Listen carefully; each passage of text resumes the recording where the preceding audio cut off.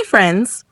Welcome back to my channel. In today's video, I'm going to show you how to change the lock screen clock style on the Samsung Galaxy S22 Plus. If you're new here, don't forget to subscribe and give this video a thumbs up. Now, let's dive in. Step 1. First, unlock your phone and open the Settings application. This is where you can find various customization options for your device, including display settings, security settings, and accessibility features. Step 2. Now, locate the search icon in the top right corner and tap on it. The search feature makes it much easier to find specific options without having to scroll through multiple menus manually. Step 3. In the search bar, type lock screen and AOD. Wait for the search results to appear.